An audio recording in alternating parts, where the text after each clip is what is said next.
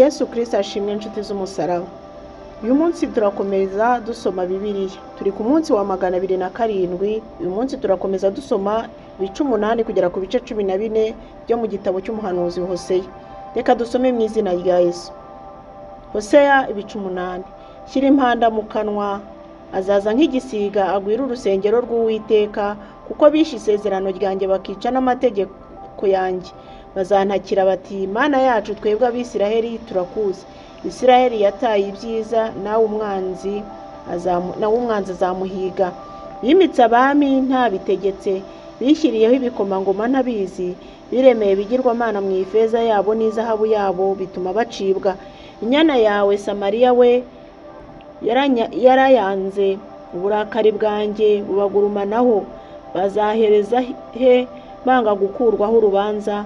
Kuko iyo nyana ikomoka mu Bisiraheli, si Imana nyakuri, kuko ari indemano y'umukozi.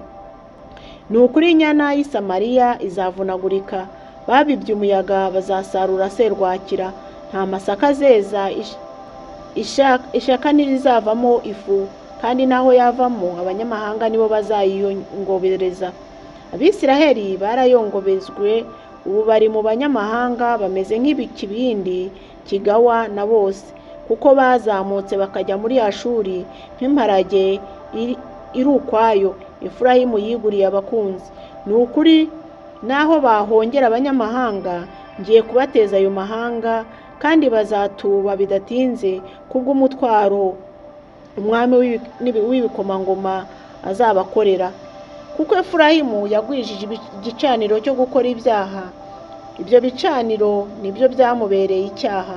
Naho namwandikira iby'amategeko yanjye nkageza ku 10,000, yayareba nk'ikintu cy'inzaduka. Ibitambo bantambirira babitambira kugira ngo bibonere inyama zo kwirira, ariko Uwiteka ntabwo yemera ibyo. Noneho azibuka gukiranirwa kwabo, kandi azabahanira ibyaha byabo, bazasubira muri Egiputa. Isiraheli yibagiwe umuremyi we, kandi yiyubakiye amanyumba, na Yuda yigwirije imidugudu igoswe n'inkike z'amabuye, ariko nzamutwikira imidugudu ntwike n'ibihome byayo. Hoseya ibice 9. Isiraheli we kwishima, ntukavuze impundu nk'abanyamahanga, kuko waretse Imana yawe ukajya gusambana, ukishakira ingororano zabyo ku mbuga zose aho bahurira ingano. Ariko ibiri ku mbuga no mu mivure ntibizabatunga, kandi bazaheba na vino y'ihira. Ntibazatura mu gihugu cy'Uwiteka, ahubwo Efurayimu azasubira muri Egiputa. Kandi bazarira ibyo kurya bihumanye muri Ashuri. Ntibazatura Uwiteka amaturo ya vino, ntabwo azamunezeza. Ibitambo byabo bizababera nk'ibyo kurya by'abirabuye. Abazabirya bose bazaba bahumanye, kuko imitima yabo bazayirira, ntibazagera mu nzu y'Uwiteka. Muzakora iki ku munsi wo guterana kwera no mu minsi y'ibirori by'Uwiteka? Kuko dore bahunze kurimbuka, ariko Egiputa hazabakira, naho Imofu hazabahamba. Ibintu byabo binezeza by'ifeza bizarengwaho n'igisura, n'amahwa azamera mu ngo zabo. Iminsi yo guhanwa irageze, iminsi yo guhorwa irashyitse. Isiraheli azabimenya. Umuhanuzi yabaye umupfu, n'uhanzweho n'umwuka yarasaze. Basarishijwe no gukiranirwa kwawe kwinshi, n'uko ubwanzi bwawe bugwiriye. Efurayimu ni umurinzi uheza Imana yanjye. Ubukira bategesha inyoni butezwe ku nzira zose. Aho umuhanuzi anyura, urwango rwabo ruramukurikirana no mu nzu y'Imana ye. Biyanduje bishayishije nko mu gihe cy'i Gibeya, izibuka gukiranirwa kwabo, izabahanira ibyaha byabo. Mu gihe nabonaga Isiraheli yari ameze nk'inzabibu zo mu kidaturwa, ba sogokuruza narababonye bameze nk'imbuto z'umutini muto w'umwimambere. Ariko bagiye Bali y'i Pewori, biyegurira ibiteye isoni, baba babi bikabije nk'ikigirwamana bakunze. Nawe Efurayimu, ubwiza bwawe buzaguruka nk'inyoni. Ntawe uzabyara, ntawe uzatwita, kandi ntawe uzasama inda. Naho barera abana babo, nzababambura he kugira umuntu usigara, ndetse bazabona ishyano igihe nzabarekera. Uko nabonye Tiro hameze niko nabonye Efurayimu, atuye nk'imbuto yatewe aheza, ariko Efurayimu nawe abana be azabashyira umwicanyi. Uwiteka ubahane. Ugiye kubahanisha iki? Ubahanishe gukuramo inda n'amabere yagonesheje. Ububi bwabo bwose bwagaragariye i Gilugali, niho nabangiye. Nzabirukana mu nzu yanjye mbahoye ububi bw'ibyo bakoze, sinzongera kubakunda ukundi. Ibikomangoma byabo byose ni abagome.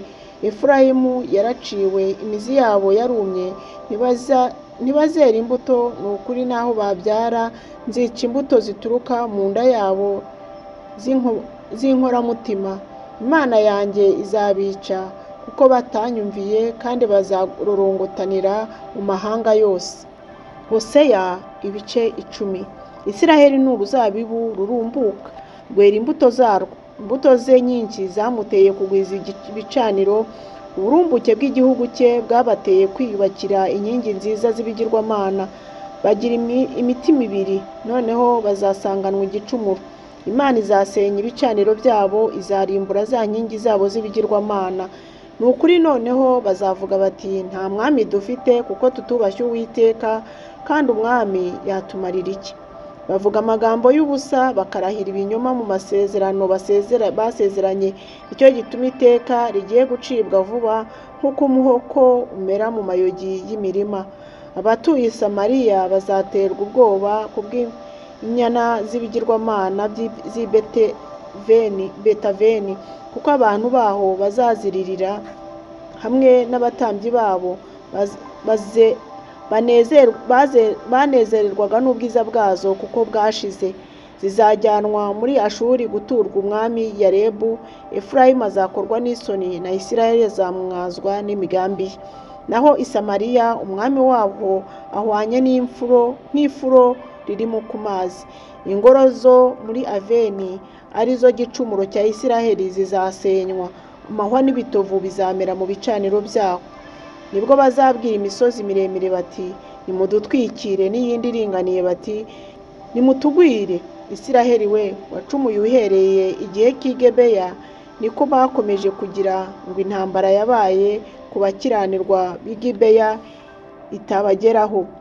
Nzabahana uko nshaka, kandi abanyamahanga bazateranira kubarwanya igihe bazaba baboshywe ku bicumuro byabo uko ari 2. Efurayimu ni nk'ishashi yamenyerejwe ikunda kuvunga ingano, ariko nzashyira ingiga y'igiti ku ijosi rye ryiza. Efurayimu nzamushyiraho umugenda hejuru, Yuda azarima, Yakobo nawe azacoca. Mwibibire mukurikiza gukiranuka, musarure mukurikiza imbabazi. Murimo imishike yanyu, kuko ari igihe cyo gushaka Uwiteka, kugeza igihe azaza akabavubira gukiranuka. Mwahinze gukiranirwa, musarura ibibi. Mwariye imbuto z'ibinyoma, kuko mwiringiye imigambi yawe n'ubwinshi bw'intwari zawe. Nicyo gituma hazaba imivurungano mu bwoko bwawe, kandi ibihome byawe byose bizasenywa nk'uko Sharumani yarimbuye i Betarubeli ku munsi w'intambara. Ubwo umubyeyi yavungaguranywaga n'abana be, niko i Beteli muzagenzwa muzize ibibi byanyu bikabije. Umuseke umwami wa Isiraheli azaba amaze kurimburwa rwose. Hoseya ibice 11. Isiraheli akiri umwana naramukundaga, hanyuma mpamagara umwana wanjye ngo ave muri Egiputa. Ariko bitandukanije n'ababahamagaraga, bagatambirira ibigirwamana bya Bali, kandi bakosereza ibishushanyo bibajwe imibavu. Ariko ninjye wigishije Abefurayimu gutambuka, ndabahagatira, ariko ntibamenye ko ari njye wabakijije. Nabiyegereje n'imigozi nk'umuntu, bakuruza imirunga y'urukundo, kandi nabamereye nk'abakura imikoba mu nzasaya zabo, mbashyira ibyo kurya imbere. Ntibazasubira mu gihugu cya Egiputa, ariko Umwashuri niwe uzaba umwami wabo, kuko banze kungarukira. Inkota izagwira imidugudu yabo, izavunagura imyugariro yabo iyitsembeho.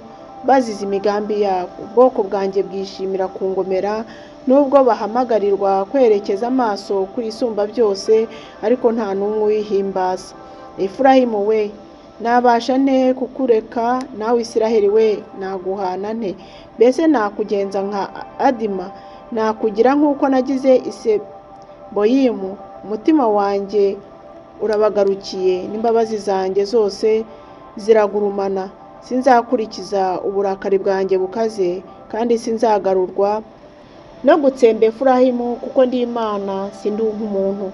Ni jye Uwera uri hagati yanyu, sinzatwarana kugira kuri uwo mudugudu. Bazakurikira Uwiteka, azivuga nk'intare, ni ukuri azivuga. Abana bazaza bahinda umushyitsi bavuye iburengerazuba. Bazaza bavuye muri Egiputa bameze nk'uruhuri, no muri Ashuri bameze nk'inuma, kandi nzabaha kuba mu mazu yabo, ni kumwa Uwiteka avuga.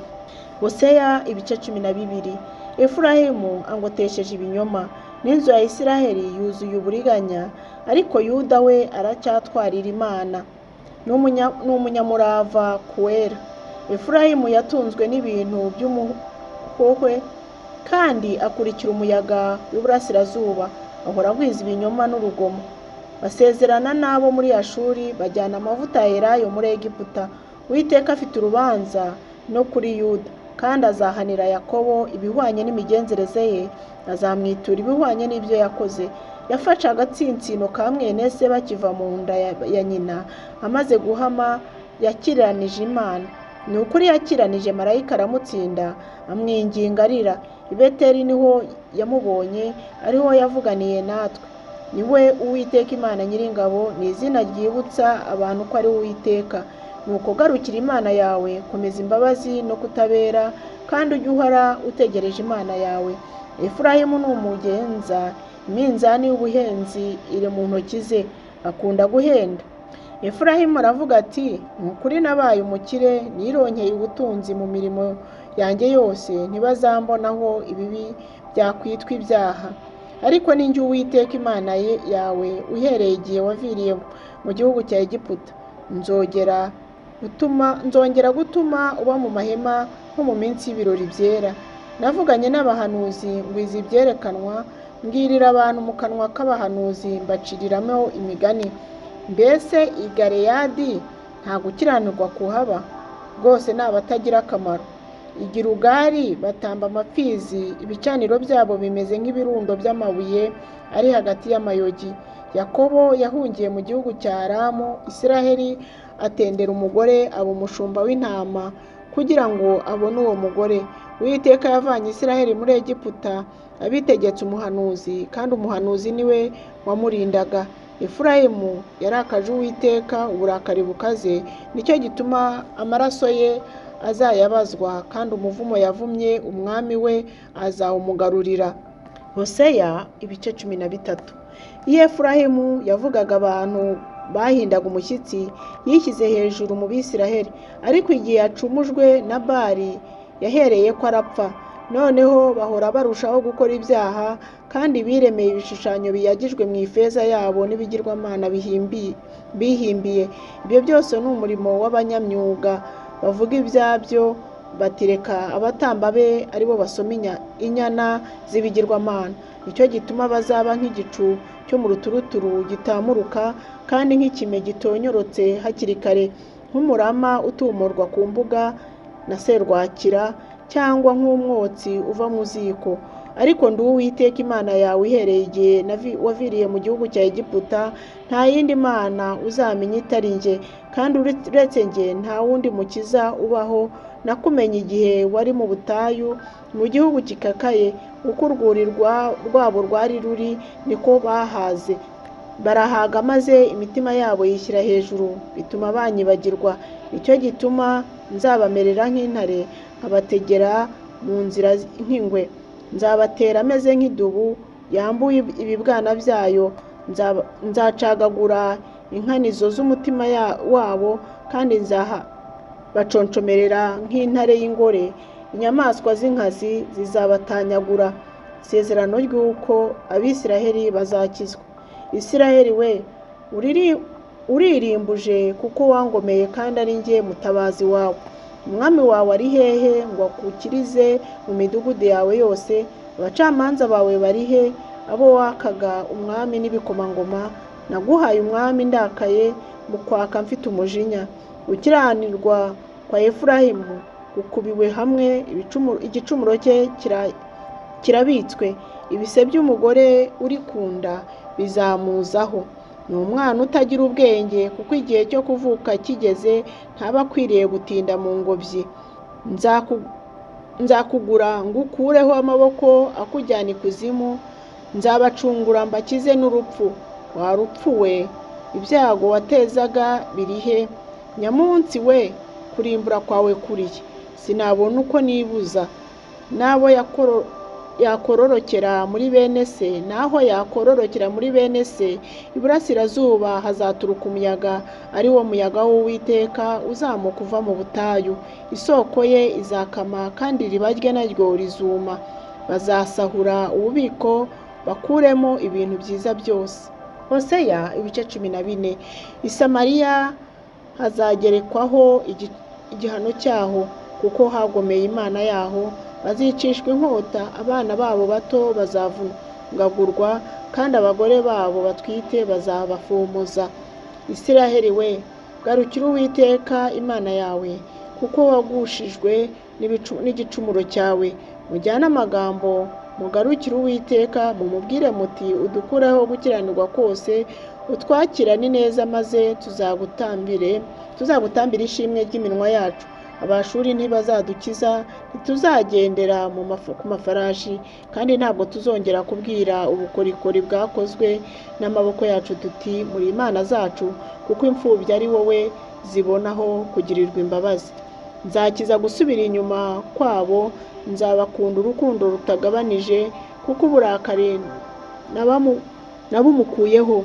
Nzamerera Isiraheli nk'ikime, azarabya nk'ururabyo, azashora imizi nk'i Lebanoni. Amashami ye azagaba, kandi ubwiza bwe buzasaza n'ubw'igiti cy'umwelayo, kandi ubwiza bwe buzasa nk'ubw'igiti cy'umwelayo, n'impumuro ye nk'i Lebanoni. Ababa mu gicucu cye bazagaruka, bazashibuka nk'ingano, batohe nk'umuzabibu. Impumuro yabo izaba imeze nka vino y'i Lebanoni. Efurayimu azavuga ati, ndacyahuriye he n'ibigirwamana, kandi narayumviye, kandi nzayitaho meze nk'umuberoshi utoshye. Imbuto zawe ni nge ziturukaho. Uzi ubwenge wese niwe uzitegereza ibyo, uwitonda wese niwe uzabimenya. Kuko inzira z'Uwiteka zitunganye, kandi abakiranutsi bazazigenderamo, ariko abacumura bazazigwamo. Imana ibaha umugisha. Turashoje igitabo cy'umuhanuzi Hoseya. Tuzakomeza ejo dusoma igitabo cy'umuhanuzi Yoweli. Mugire umunsi mwiza. Ndabakunda mu izina rya Yesu.